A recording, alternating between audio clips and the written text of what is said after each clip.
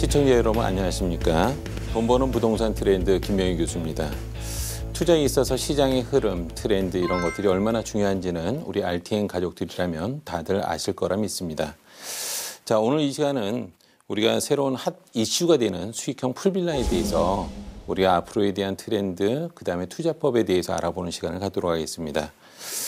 방송 중에 궁금한 점이 있으면 우리 797-8100으로 전화 주시면 친절한 상담 도와드리겠습니다. 자, 그럼 우리 돈 버는 부동산 트렌드에 대해서 지금 바로 시작하도록 하겠습니다.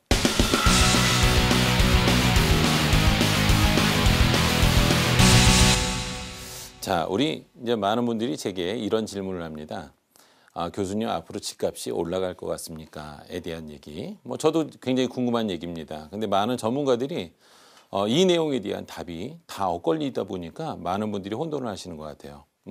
제 개인적인 주관이지만 저는 인구수라든지 노인이라든지 이런 부분들 다 거두절미하고 화폐 통화량으로만 우리가 바라본다면, 예를 들어서 현재 대한민국에 돌고 있는 화폐가 예를 들어서 100원이라면 매년 3%에서 5% 정도가 더 찍어냅니다. 그 전 세계가 다 그에 있어서는 동일하죠. 자, 그렇다면 우리가 3%에서 5% 정도 화폐 통화량이 증가하게 되면 10년 후가 되면 한 50% 정도가 증가한다고 볼 수 있습니다.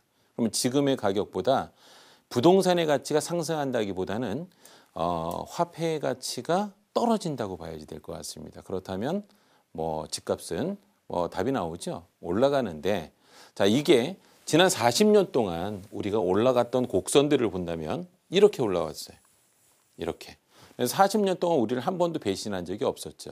하지만 2008년도를 정점으로 해서는 이 각도가 사실은 올라가긴 올라갈 것 같은데 이 정도 선의 우상향에 대한 그래프를 그릴 것 같습니다. 그러면 우리가 2008년도 이전만 하더라도 우리가 투자는 어떻게 됐었어요? 집값은 3억짜리 집을 사더라도 자, 전세 1억 5천을 껴서 내 돈 1억 5천을 투자를 해도, 자, 우리 여기서 내 돈 1억 5천만 원은 가만히 보유만 하고 있다가 3억 원에 그대로 판다면 사실은 손해가 되는 겁니다.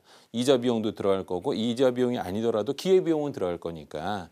근데 이것이 몇 년 정도 지나면 이 집값은 어떻게 돼요? 4억이 되고 5억이 되고 이런 것들을 우리가 여태까지 경험을 했다는 얘기예요. 근데 지금 과거의 경험이 우리한테 독이 될 수 있는 그 시점에 와 있다는 것을 우리가 다 같이 인지를 해야지 됩니다. 앞으로에 대한 이 각도는 말이에요. 4억짜리 집에 전세나 융자 2억 5천을 끼고 내 돈 1억 5천을 투자를 했었을 때 한 5년 정도가 지나면 이게 그 이전에는 5억도 되고 6억도 되고 했던 이 집이 얼마가 되냐면 4억보다는 분명히 올라갈 것 같습니다. 한 4억 1천 이렇게 된다면 몇 년 동안 보유했었을 때 이자 비용 이런 것들 다 제거를 하고 세금들을 제거를 한다면 실질적으로 이게 이득이 안 된다는 얘기예요.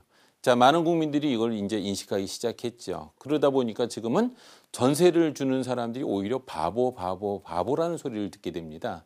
그러다 보니까 지금 많은 사람들이 전세 물건에 대해서 월세로 또는 반전세로 돌리는 이 성향들이 지금 우리가 경기에서 지금 나타나고 있는 이런 부분이죠. 그러면 이전까지만 하더라도 우리가 여태까지 부동산의 트렌드는 무조건 시세 차익으로 우리가 부동산을 봐야지 되는 겁니다.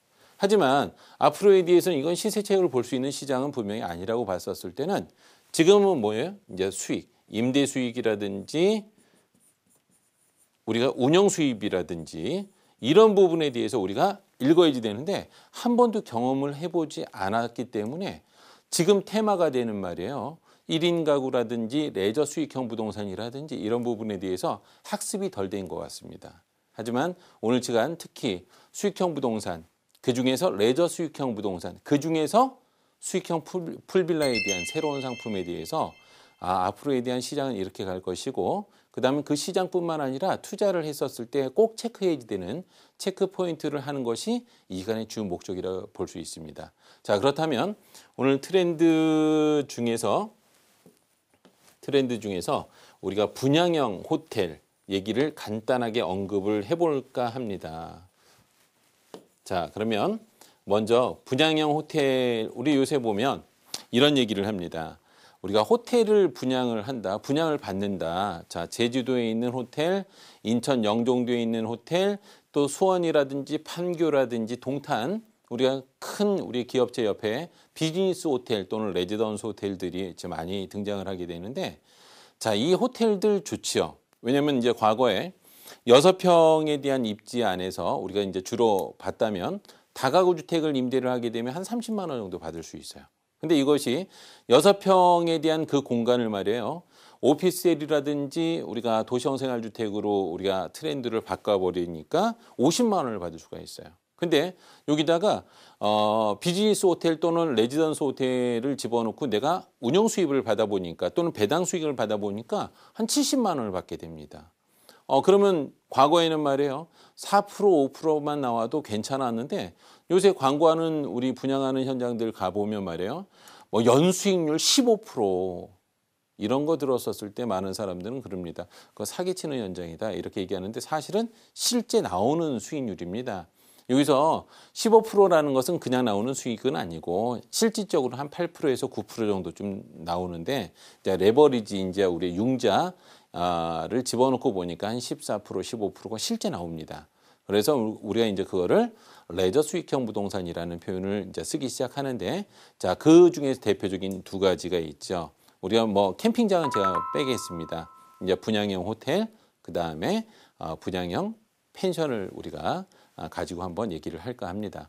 자, 우리 분양형 우리가 호텔이라고 했었을 때 지금 방금 얘기한 대로 우리가 많이들 우리가 지었죠. 최근 2011년부터 2015년 올해까지 한 5년 동안 지금 공급된 분양형 호텔이 약 한 2만 4천 실 정도쯤 됩니다. 실제 우리가 부족한 객실 수만큼을 우리가 지었다고 보면 되는데, 자, 그 중에서도 대표적으로 우리가 뭘 볼 수 있냐면, 우리가 분양형 호텔 중에서 이런 표현들을 씁니다. 우리 법률상의 표현은 아닌데 뭐가 있냐면 분양형 호텔 중에서 첫 번째 레지던스 호텔, 하나는 비즈니스 호텔.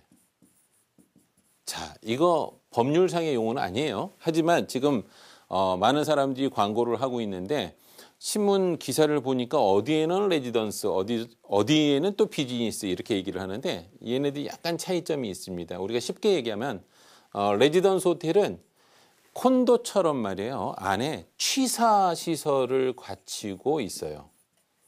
이것을 우리가 레지던스 호텔. 그럼 주로 이제 타깃이 누가 되는 거냐면 이제 관광객들. 자, 뭐 중국 관광객이라든지 일본 관광객이라든지 또 국내 관광객이라든지 이런 사람들이 이제 가서 거기서 쉬다 올 때 일단은 호텔, 우리가 특급 호텔 같은 경우는 굉장히 비싸죠. 반면에 이제 중저가에 대한 호텔에 해당이 되기 때문에 취사 시설을 갖추고 있습니다. 자, 반면에 이제 비즈니스 호텔 같은 경우는 우리가 산업단지 주변에 이제 비즈니스 호텔들을 이제 많이 짓기 시작했는데 취사는 안 되는 순수 호텔이라고 보시면 됩니다. 그래서 이 비즈니스 호텔 같은 경우는 우리가 보면 이제 세종시도 그렇고 우리가 특히 이제 수원이라든지 동탄 같은 데는 이제 삼성이라는 회사에 오는 엔지니어 기술자들 이제 뭐 체류 기간이 2박 3일 정도가 아니라 뭐 1개월 많으면 3개월씩 이렇게 머무르는 이 바이어들을 위해서 숙소로 우리가 제공되는 경우에 비즈니스 호텔들을 많이 사용을 하게 됩니다.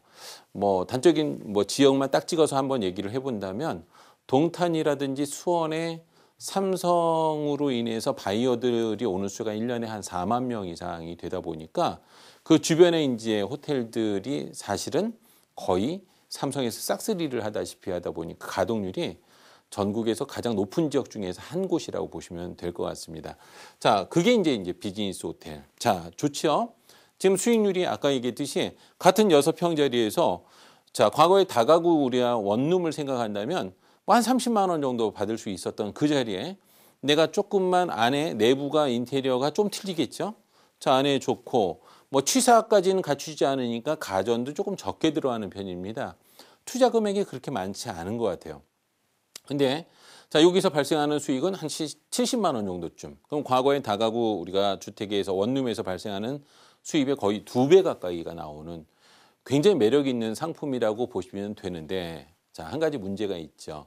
뭐냐면, 야, 이거에 대해서 이제 몇 가지 문제 중에서 제일 큰 게 하나가 운영사가 그러면 누가 될 것이냐에 따라서, 왜냐하면 호텔을 운영하지 않은 사람들은 제가 뭐 우리가 도시형이라든지 오피스텔 같은 경우는 임대차를 본인이 주인이 주변에 있는 중개업소에다 내놓고 임대차를 계약을 하면 되는데, 이거는 우리가 물건을 가지고 있는 주인, 즉 갑인데도 불구하고 운영사를 따라가야지 되는 을 입장이 될 때가 많습니다. 그러다 보니까 2년 동안 확정 보장에 대한 우리가 배당 수익에 대해서 서로 계약을 하지만 나중에 보다 보면 야, 리모델링 해야 된다. 가동률이 조금 떨어져서 자, 지금 현재는 뭐 8.8%를 주는데 앞으로는 7%를 줘야지 된다라고 했었을 때 본인 입장에서 할 수 있는 부분이 별로 없다라는 거예요. 그러다 보니까 호텔 운영 경험이 조금 많은 이 운영사, 탄탄한 운영사를 만나야지 되는 게 하나의 첫 번째의 조건이라고 보시면 될 것 같아요. 뭐 내부의 인테리어라든지 이런 부분들은 호텔들은 다 요새 잘 만들어요. 그러니까 그거보다는 운영사가 누군지.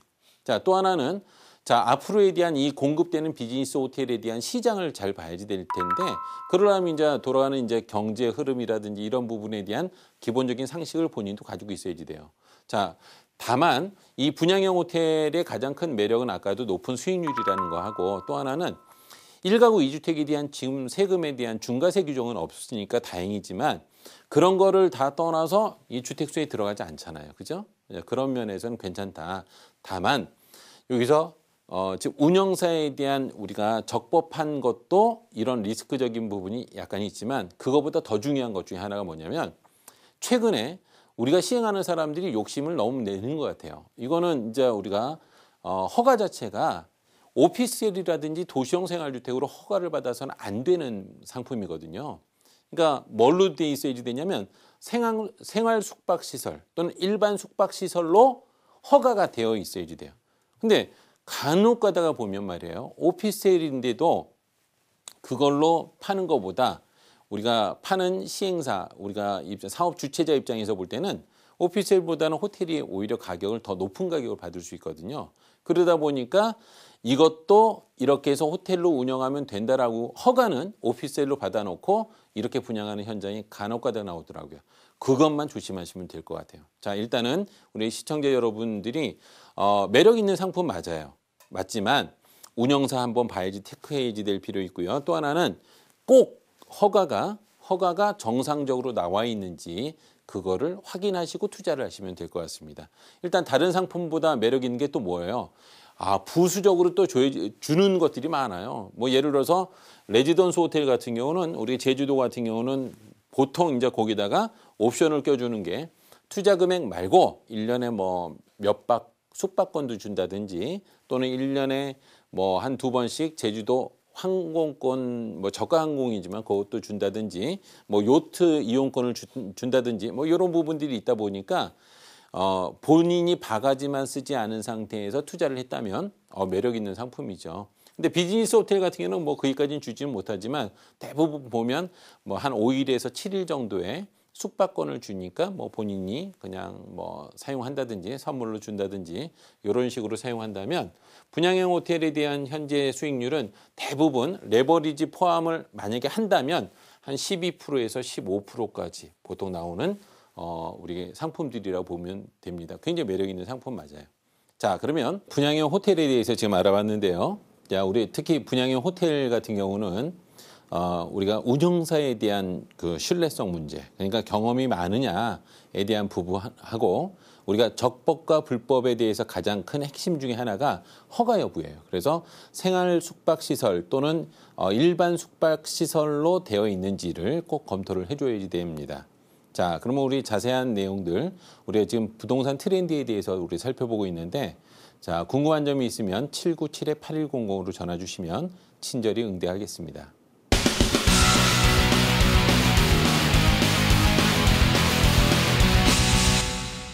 자, 그러면 이제 분양형 펜션에 대해서 알아보는데, 우리가 펜션 그러면 아는데 분양형 펜션 그러면 낯설죠. 왜냐하면 과거에 우리 펜션이라고 얘기하면 개인이 민박업으로 7개 객실까지 이렇게 운영하고 우리가 노후에 연금 소득을 받기 위한 하나의 상품으로 우리가 알게 되는 게 전부였었는데 지금 이제 펜션을 분양을 합니다. 그래서 하나의 펜션을 가지고 본인이 직접 운영하기는 뭐하고 운영사에서 맡아줘서 운영까지 다 해주고 나는 수익만 이렇게 받을 수 있는 그런 펜션들이 지금 분양되기 시작했습니다. 자, 우리 이거에 대해서 바로 한 6, 7년 전으로 한번 가볼까요? 우리는 뭐가 있었냐면 신문에 보면 양평이라든지 이천이라든지 여주 같은 데 보면 세컨하우스 땅 100평에다가 조립식 건물 한 열 몇 평짜리 그리고 텃밭 한 10평 정도쯤 가지고 있으면 그냥 한 1억 2천 정도에 사면 주말에 가서 내가 금토 있다가 식구들끼리 1년에 한 달에 한 4주 정도 가면 한 열흘 정도 이제 거기서 농사도 짓다가 오면 좋겠다. 그래서 많은 사람들이 분양을 받았어요. 지금 현실이 어떻게 됐냐? 뭐 폐허가 됐죠, 사실은. 왜냐면 이번 주에 동창이 있어서 못 가고 다음 주에 뭐 결혼식이 있어서 못 가다 보니까 한 달에 2, 3일뿐이 못 가는 거예요. 근데 이게 별장 같은 경우에 관리인이 있다 보니까 관리가 되는데 우리 세컨하우스 같은 경우는 관리인이 없잖아요. 그러다 보니까 엉망이 돼 있는 그런 현실에 이제 진화가 됐다고 보시면 돼요. 다만 조립식 건물로 들어가면 안 되고 잘 지어진 건물에 한 달에 본인이 2, 3일 정도를 쓰고 나머지는 렌탈 주는 그런 시스템으로 지금 진화가 돼 있는 게 우리의 수익형 또는 분양형 펜션이라고 우리가 볼 수가 있습니다. 근데 과거 우리 몇 년 전까지만 하더라도 펜션 그러면 통나무 펜션 그리고 테마가 있어야지 된다 그랬는데 지금은 그게 아니고 이제 힐링을 위한 펜션들이 이제 주로 들어가기 시작합니다. 그래서 동남아라든지 우리가 괌 같은 데에서 가서 봤었던 우리가 풀장이 있는 그런 펜션들이 지금 대세를 이루고 있습니다. 앞으로도 역시 그럴 것이고 좀 전에 우리가 얘기했던 분양형 호텔 못지않는 수익 구조를 여기서 발생시키는데 자 땅도 본인 거 건물도 내 거. 다만 본인이 쓰는 시간 그 일자 외에 나머지는 다 렌탈.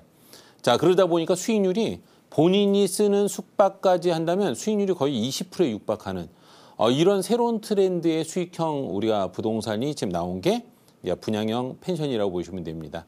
다만 이게 지금 우리나라에 막 생겨나기 시작한 게 1, 2년뿐이 안 되다 보니까 여기에 또 이제 개발하시는 분들이 욕심을 더 얹어버리면 낭패를 보는 그런 펜션들도 나오게 되는데 자 우리 한번 그에 대한 법규까지 살펴보도록 한번 해보겠습니다. 보통 우리가 펜션이라고 얘기하면 말이에요. 일반 펜션을 얘기를 했었을 때 숙박료를 한번 볼까요? 보통 한 10만 원, 15만 원 정도. 그리고 그보다 약간 낮은 게 스파 펜션. 그러니까 우리 스파가 있는 펜션들 가보면 한 20만 원에서 한 25만 원 왔다 갔다 할 겁니다. 근데 요새 풀장과 스파가 있는 우리 소위 풀빌라 펜션이라고 하는 펜션들은 뭐 우리 정선에서도 볼 수 있고 포천에서도 볼 수 있고 남해에서도 볼 수 있고 지금 굉장히 많이 생겼을 거예요. 여러분들이 검색창에 풀빌라 펜션 치면 굉장히 많이 우리 나오게 되는데 개인이 운영하는 게 있고 분양하는 게 있습니다. 보통 일일 숙박료가 성수기 요금 기준으로 했을 때 보통 한 40만 원에서 70만 원까지 오히려 가동률이 일반 통나무 펜션보다 가동률이 훨씬 뛰어나요. 자, 그러면 이 풀빌라 펜션에서 가장 중요한 건 말이에요. 수익률도 좋아요. 예를 들어서 지금 분양하는 현장에서 보니까 땅이 한 70평에다가 건물 있고 수영장 있고 자, 우리 데크 있고 바베큐장 있고 스파 있고 2층짜리 이 건물 다 본인 소유가 되는데 한 2억대 중반 정도쯤 됩니다. 그리고 이 운영사에서 다 운영해주고 한 달에 125만 원씩 줘요. 그러면 자기 돈 한 반 들어가면 수익률이 거의 10%대가 나옵니다. 그리고 1년에 한 30박 정도 30만 원짜리를 쓰게 되면 우리가 소위 숙박 요금까지 우리가 수익률로 계산한다면 거의 한 18%에서 20%에 대한 수익률이 지금 발생하는 그런 현장들을 볼 수가 있어요. 자, 그러면 이때 뭐 수익률도 좋고 다 좋아요. 본인 소유도 좋고. 자, 그리고 아까 호텔에서 얘기하는 운영사에 대한 뭐 또 갑과 을에 대한 표현을 제가 잠시 썼는데 그거보다 또 훨씬 더 뛰어났죠. 자기 소유니까 또 어떻게 매매도 가능하고. 근데 자, 여기서 민박업에 대한 규정을 정확하게 인지하지 못하면 낭패를 보는 일이 발생할 수 있다. 자, 그래서 특히 풀빌라 펜션, 분양형 펜션에서는 가장 중요한 것 중에 하나가 민박업 규정이에요. 자, 이거는 직접 해보지 않으면 이 민박업 규정에 대해서는 건축사분들도 잘 모르시는 경우가 발생하더라고요. 자, 일단은 개인이 하나를 사서 민박업으로 등록을 허가를 받아야지 되는데 가서 신고를 할 때 자, 어떤 규정이 들어가는지를 한번 볼게요. 일단 단독주택이어야지 된다. 그러니까 여기서 다가구주택 포함해서 단독주택이어야지 가능하다는 얘기고, 자, 두 번째는 7실, 7실 이하. 자, 그 다음에 69평 이하에 대한 규정이 정확하게 들어가야지 돼. 특히 단독주택이어야지 공동주택이면 안 된다라는 거. 이것만 여러분들 정확하게 숙지를 하신다면 낭패를 보는 일이 발생하지 않을 수 있습니다. 자, 그러면 우리나라의 풀빌라 펜션 같은 경우는 이 계절을 다 볼 수 있는, 특히 홍천, 정선, 그다음에 제주, 속초, 자, 이런 지역에 대해서는 우리가 투자를 해도 앞으로 몇 년 동안은 가장 수익률이 높은 우리 상품 중에 하나가 이 풀빌라 펜션이라고 봅니다. 그러니까 부동산에서 가장 중요한 것 중에 하나가 트렌드라고 보는데, 이 트렌드에서 특히 돈 버는 부동산 트렌드에서 우리가 소개하는 수익형 풀빌라 펜션에 대해서는 우리가 정확하게 숙지하는 부분들도 사실은 가장 중요한 우리가 앞으로에 대한 투자법이라고 볼 수 있다고 봅니다. 자, 이 방송에서 못하는 이 내용들을 가지고 매주 화요일 날 우리가 테크노마트 우리 10층에 있는 알테인 교육원에서 제가 직접 풀빌라 펜션에 대한 투자 세미나를 진행하고 있으니까 관심 있으신 분들은 많은 참여 부탁드리겠습니다. 자, 그럼 시청해 주신 여러분 감사드립니다.